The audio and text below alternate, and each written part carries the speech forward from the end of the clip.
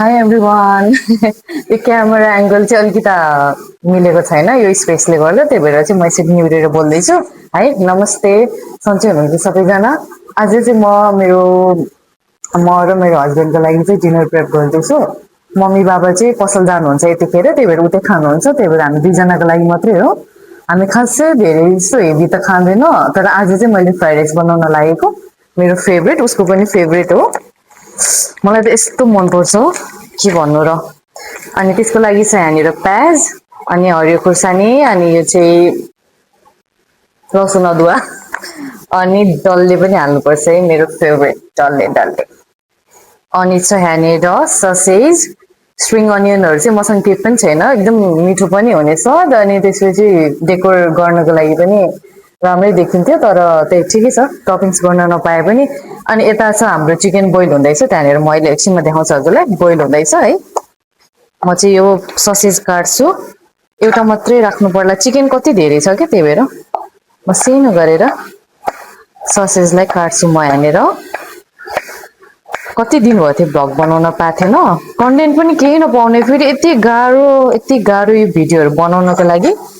यो camera friendly नभएर पनि होला, मेरो अब फर्स्ट टाइम नै हो नि त, एकदमै गाह्रो लाग्ने कि, एकदमै गाह्रो लाग्ने भन्दा नि भिडियो बनाउनु त गाह्रो होइन, सजिलै हो, तर एडिटिङ चाहिँ ओ माई गुडनेस यति धेरै इफोर्ट लाग्ने। मलाई त राम्रोसँग आउँदा पनि आउँदैन, जे पाए त्यही हुन्छ मेरो त। अलिअलि हेल्प गर्छ मलाई बोनुले, उसले गर्दा नै यतिको भिडियो चाहिँ बनिरहेछ मेरो भनौँ, नत्र त अति गाह्रो छ। यो चाहिँ गार्लिक हो, यसलाई चाहिँ यसो गरेर चप गरेर हाल्दाखेरि यस्तो मिठो बास्ना आउँछ कि। त्यो थोरै बटर राख्ने, बटर घिउ के छ आफूसँग राखेर अनि यसलाई पुऱ्याउनु पर्छ राइसको अगाडि। अनि राइस चाहिँ फेरि पहिल्यै पाकेको हुनुपर्छ कि, पहिले पाकेर एटलिस्ट 2-4 घन्टा चाहिँ फ्रिजमा राखेर चिसो अलिकति भयो भने चाहिँ त्यो टाँसिँदैन नि त राइस एकअर्कासँग, अनि एकदम राम्रो यो होटेल स्टाइल के भन्छ रेस्टुरेन्ट स्टाइलको बन्न जान्छ। नत्र भर्खरै पाकेको छ भने चाहिँ त्यो फेरि तातो गिलो भएर त्यो काम छैन फेरि, त्यही भएर बासी भात नै चाहिन्छ त्यसको लागि। प्याज काट्न फेरि यति गाह्रो लाग्छ नि मलाई, आजकलको प्याजहरू के हो यस्तो सबै कालो ढुसिलाको हुने कि, यो चाहिँ एकदम राम्रोसँग पाल्नुपर्छ है। मसँग खै भेजमा त के मसँग उ छ नि, सिमी छ नि, ग्रिन बिन्स छ, क्यारेटहरू चाहिँ केही पनि छैन, सबै सकेछ आजलाई। अनि अब एउटा डल्ले छिपेर काटौँ, सानो राख्नु पर्ला किनकि ब्ल्याक पेपरहरू नि हालिन्छ। अनि डल्ले कचर खानुपर्छ, यस्तो मिठो हुन्छ फ्राइड राइससँग। ओ माई गड, बाहिर निस्क्यौँ भने यस्तो गर्मी छ, ननिस्क्यौँ घरमै बसिरहेको के बनाऊँ जस्तो लाग्ने, अनि गाह्रो छ। यहाँनिर छ मसँग सिमी, अब यो सिमी पनि राख्छु, मिठो हुन्छ। क्यारेटहरू भयो भए मजा आउँथ्यो, क्यारेट स्प्रिङ अनियनहरू ला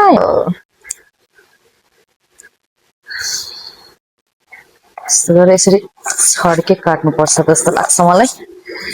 यस्तो गरेर मसँग सोया सस छ कि छैन होला यार, त्यो चाहिँ कन्फ्युज भयो त।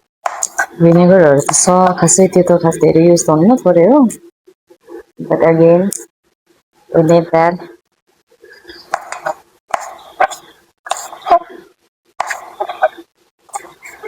यसरी काटेर जति धेरै भेजिटेबलहरू भयो त्यति मिठो रहेछ। यसरी अब लगभग रेडी भइसक्यो यो पनि। हाम्रो चिकन चाहिँ यहाँनिर रेडी भइसक्यो बोइल भएर।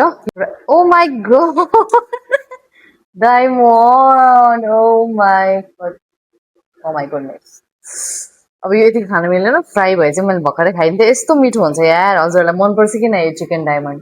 कतिले त घिन मान्छ, मैले पनि पहिला खान्थिनँ किनकि अब डायमन्ड भयो मतलब ब्याक साइड हो नि त यो कुखुराको, अनि त्यो सम्झिँदा चाहिँ कस्तो किलकिल लाग्थ्यो कि, अलिकता घिन लाग्थ्यो। तर एक दिन चाहिँ हाम्रो दादाले, शैलेन्द्र दादा जापान हुनुहुन्छ, उहाँले चाहिँ ल्याएर अनि पुरै त्यो तेलमा तारेर, केही मसला नराखिकन तेलमा तारेर अनि ल्याउनु भयो। के हो मलाई त थाहा थिएन नि त त्यो के हो भनेर, अनि ट्राई गरेँ मैले, यस्तो मिठो लाग्यो कि मलाई। अनि त गम खाएर सबैजना फेभरेट यहाँ, शैलेश, म, अब दादा, मम्मी, ड्याडी सबैजनाकै फेभरेट हो, मेरो मम्मी उता माइतीको मम्मीलाई नि लास्ट मनपर्छ यार यो अनि मेरो बुनु बहिनीले नि खान्छ त्यो पहिला घिन मानेर खान्थेन बुनु यहाँनिर चाहिँ छ राइस बिहानको बिहान बढी भएको मैले अलिकति धेरै नै पकाऊ बिहान बेलुका फ्राइड राइस खान्छु भन्ने सोचेको थिएँ अनि त्यही भएर धेरै नै बनाएको हो मैले यो दुईजनाले इनफ हुन्छ अझ बढी पनि हुन्छ होला किनकि यो सबै कुराहरू छ नि त भेजिटेबल अनि मासुहरू सबै छ सरी त्यही भएर यो चाहिँ इनफ हुन्छ हाम्रो लागि कहिलेकाहीँ त अब अल्छी लाग्छ नि त पकाउन अनि शैलेशले उता पसलबाट ल्याइदिनुहुन्छ कि अनि के खाने भनेर सोध्नुहुन्छ त्यहाँ पनि मैले फ्राइड राइस मगाउने हो कि फ्राइड राइस र चिकन चिल्ली वा यस्तो मिठो हुन्छ दुईटा कम्बिनेसन छ चाहिँ मैले अघि नैको त्यो चिकन डायमन्ड थियो नि जुन भेटेको त्यसलाई चाहिँ अलिकति तेलमा फ्राई गर्दैछु एकछिनमा हो फ्राइड राइस बनाउने चाहिँ यो निकालेर म खाएर देखाउँछु हजुरहरूलाई पाकिसकेको छ के हो यो नसोध्नु है अघि नै भनिन्छ अरे के हो भन्नु यस्तो जुसी हुन्छ फोहोर हुँदैन सफा हुन्छ सबै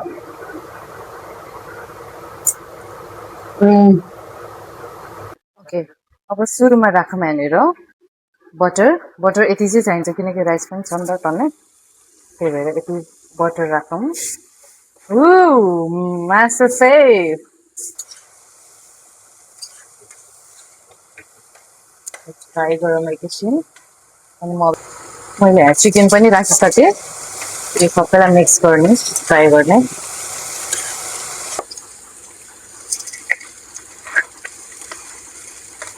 सबै त धेरै हुन्छ क्या खाना त खाइन्छ होला है दुईजनाले आजै हो त्यो खाइन्न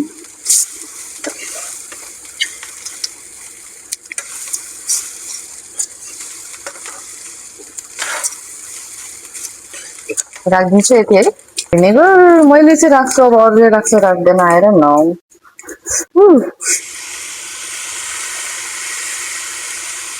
थोरै हर्सस नै हाल्नुहुन्थ्यो वी डोन्ट ह्याभ हर्सस अनि थोरै यसरी हाल्दै मनपर्छ मलाई चाहिँ यस्तो कलर क्या मनपर्छ कि चाउमिनहरू पनि यति धेरै सोया सस हालेको मनपर्छ मलाई त्यो कालो देख्छ नि अनि टेस्टी देख्छ कि बल्ल अब फ्राई गर्ने अनि मैले त्यसपछि चाहिँ ब्ल्याक पेपर राखेँ थोरै त्यो चाहिँ भिडियो बनाउन आफै रोकिएछ भिडियो अब चाहिँ रेडी भयो अब हामी खान्छौँ है त्यही त अब चाहिँ हाम्रो यहाँ फ्राइड राइस चाहिँ रेडी भइसक्यो यो चाहिँ फ्राइड राइस भयो अनि पोस्ट एग पिरो अचार थोरै यस्तो दामी छ यार यो आमाको अचार चाहिँ कुन चाहिँ हो डल्ला एन्ड गार्लिक पेस्ट बबाल छ दामी छ मासु र भातसँग बबाल हुन्छ योसँग पनि दामी हुन्छ है ल अब चाहिँ हामी खायौँ ल म चाहिँ खाना थालेँ हामी चाहिँ खाना थाल्यौँ म चाहिँ चम्चाले हाफले हो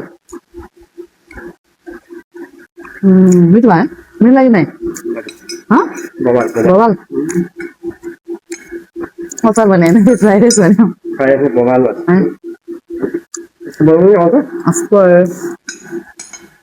अझ क्यारेटहरू भएको भए अनि स्प्रिङ अनियन चाहिन्छ कि दामी आउँछ केही पनि थिएन म त पसल जानु लाग्थेँ फेरि अल्छी लाग्यो तर त्यहाँ थिएन होला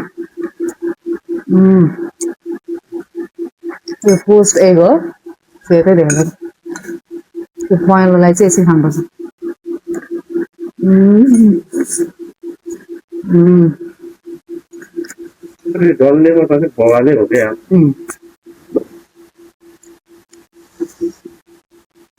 डल्लेको अचार मलाई प्याज प्याकेट पठाइदिनु होला म त त्यो दाइले हेर्नुहुन्छ कि मेरो मैले अस्ति सब्सक्राइब गरिदिनु भने पठाइदिँदै हुन्छ भनेर पठाउनु भएको थिएँ रिप्लाई गरेको थिएँ मतलब इन्टरेक्सन हुन्छ भनौँ न त्यो उमा चाहिँ बोल्ने सुन्ने त्यस्तो होइन अनि मलाई सब्सक्राइबै गर्नुभएको छ कि युट्युबमा अनि त्यसपछि त्यो लास्ट भिडियो चाहिँ यार यो त है अस्ति जाँदा थिएन हामी है भरबटेनीमा हिजो चाहिँ गएको त्यही भएन हिजो है कहिले हौ गएको अनि रहेछ अहिले टिपिहालेको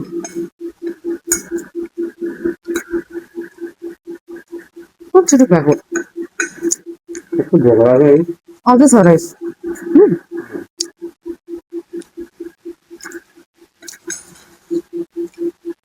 मलाई झन् यस्तो भोक लाग्थ्यो अघि नै त्यतिलाई साँच्चै तपाईहरुलाई कस्तो लाग्यो मेरो भिडियो लाइक गरिदिनु होला कमेन्ट सब्स्क्राइब गरिदिनु होला अनि भिडियो चाहिँ स्किप नगरी लास्टसम्म हेर्दिनु होला thank you so much for watching bye bye take care